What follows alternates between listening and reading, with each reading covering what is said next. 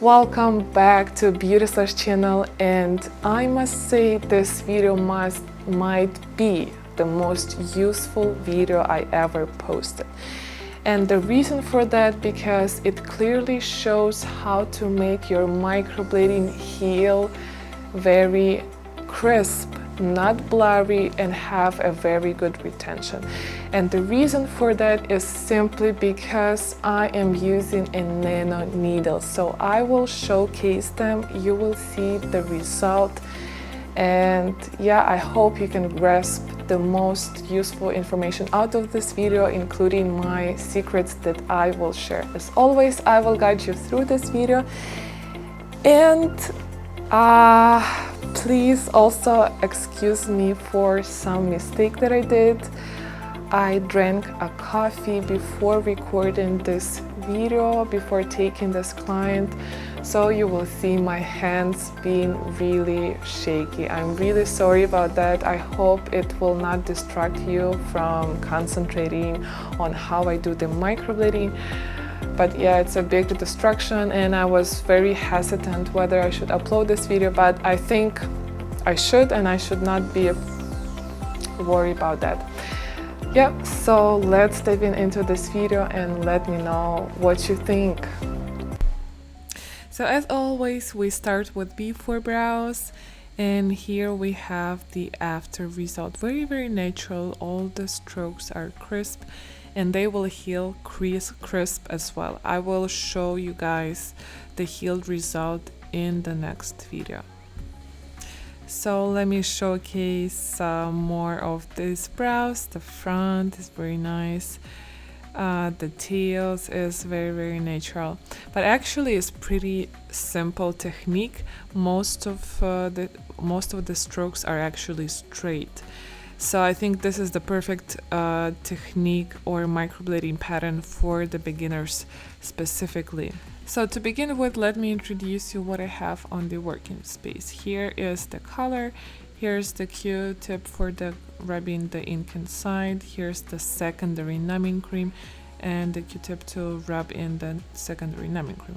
Wet baby tissue, nano machine, razor, and my microblading nano needle, dry tissue, and gloves. So I already pre-draw the shape for her, and before I draw the shape for her, I put the numbing cream, so the brows are numb. But actually, because we were drawing the shape almost over 40 minutes and the numbing cream went away already, I just want to point out it's almost, we are doing this microblading almost like without the numbing cream, and you can see it's completely not painful for her. And I must say this is due to the very thin needle.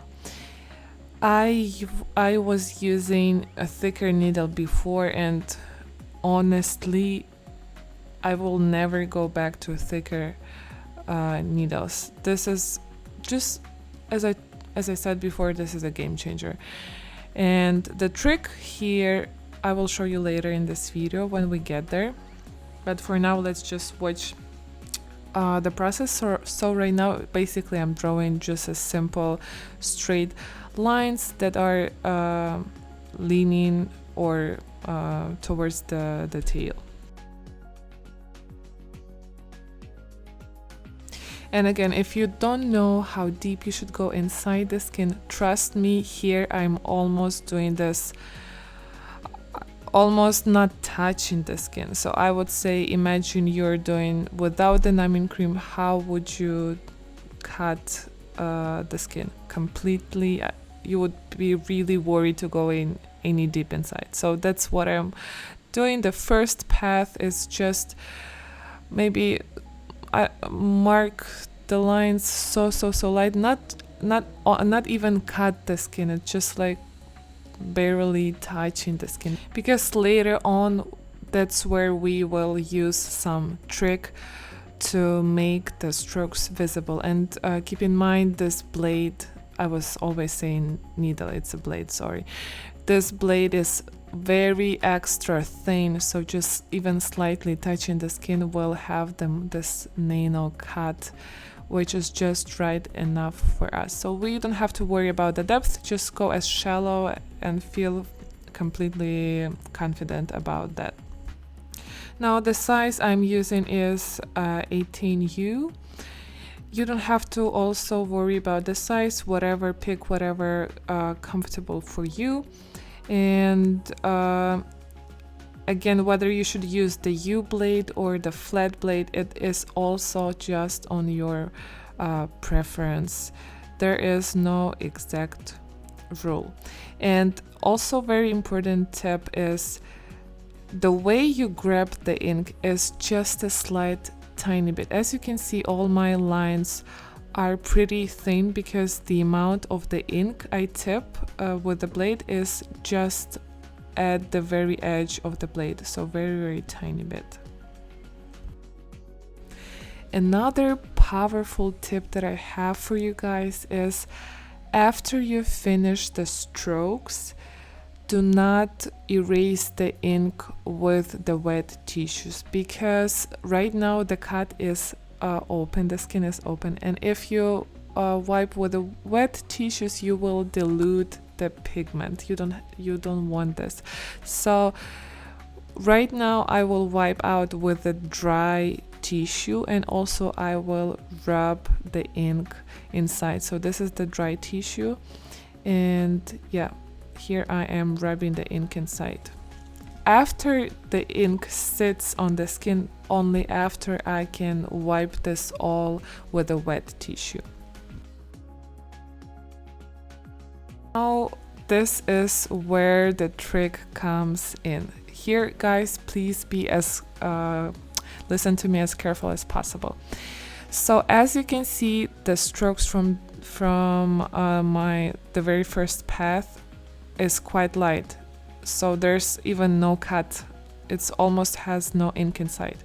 So the trick is, how do we place the ink inside is actually on our second, third, fourth, fifth, sixth paths, and each of the path is extremely shallow. So you can see I'm filling ink inside exactly in the same stroke. So I'm sliding the blade through, like sliding the ink through. So I want to distribute my ink evenly throughout the whole cut. This is why on the healing, after the healing, this line will have the ink throughout without no patches or no dots or whatsoever, and it will heal completely crisp. So I'm just sliding the ink through the whole cut. And also why I like this pattern, although yes, I do not always use this pattern, but when I use, I just really enjoy it. First of all, it's really good for the beginners since it's combining just the straight lines, and then it's just very easy to slide the pigment through these lines. Imagine if you would have more curvy lines, it would be harder, especially for the beginners, to do the second, third path, to trying to go through exactly the same lines over and over again. So in this case, it's very simple, and you saw the after result, it just looked natural. So let's watch what other trick I will do in the future to create this pattern look more realistic. So you see, I wipe out with a dry tissue, and you see now the cut is more open. So when I slide through 4 times into the same line, it actually got the ink, and so you see the ink is inside already. Now I will put immediately more ink on top to sit. I do not wait till I finish the whole brow. I just like to put the ink portion by portion, because I believe after you reach the head of the brow, that cut will, the skin will already close, and it will be hard to get the to set the ink on top. So till it's still fresh, I put the ink to sit on top. I honestly feel like I'm doing the podcast. I wonder if anyone would listen.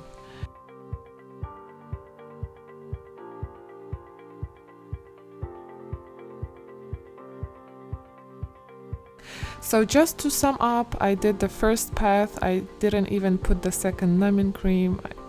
And right away after I finished the first path, it was I rubbed the ink inside and then I wiped the ink, and I did this what I'm doing now, the second, third. I think I put the ink like 4 times into the same stroke now, so you can consider it as the 4 passes. And after this, it is pretty much done with this side, and I will go to the other side and do the same exact thing.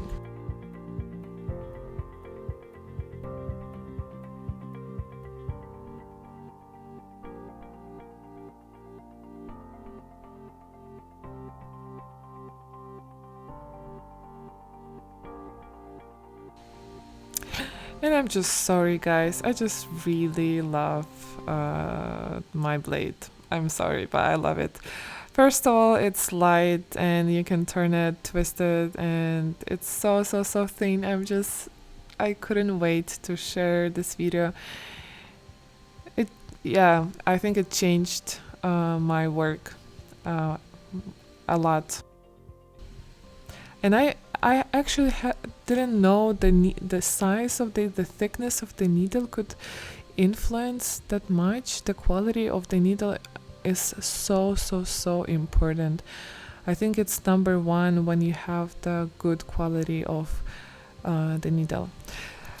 Okay, so I wipe out the ink throughout the whole brow, and I am inserting these extra lines in between my primary lines. So let me zoom in. So the distance between strokes is already very small, but there's still a gap where you can fill in the new stroke as well. And again, with my thicker blades before, I couldn't do this, but because this blade is very thin, I am able to place more strokes in between without damaging the skin, without getting the strokes blurry and stuff like that. Now it's time for me to put the ink inside again to soak, and then I will put the secondary numbing cream. And after the secondary numbing cream, I will shade this brow. But before that, let me introduce you something. If you want to learn more about my secrets, more useful information, more trends on microblading, shading, I suggest you to follow me on BeautySlesh and on Learn BeautySlesh. I also have a group on Facebook where you're very welcome to join, and I post useful information there as well. So let's connect and get back to the video. Alright, so the last part would be the shading. I just shade the lower part of the brow just to create the depth and to create more natural look. The other way how you can add the darkness is to do the dot shading, just inserting the small dots into the skin, but please be careful. You must have the light pressure because otherwise the dots will heal very thick. And then this is my favorite part where I create the depth in the brow. So you can see I do shade like as well as lines, and I have some distance between them, so it creates more realistic look. And you can do this until you're satisfied with the shade and achieved look. So you don't have to worry about this pattern being a bunch of the lines, as somebody commented on my video last time. I read the comments. Yes, so you don't have to worry. It looks really nice. Especially in the real real life. Thank you for watching this video, and as always, if you have any questions, very welcome to leave your comments under this video, and also you can freely contact me on Instagram. For the needles, you can find them on my website. You can find the other products there as well. You can find the blog posts and sign-ups, and you can sign for the online courses. And yeah, that's it for this video, and I'll see you in the next video.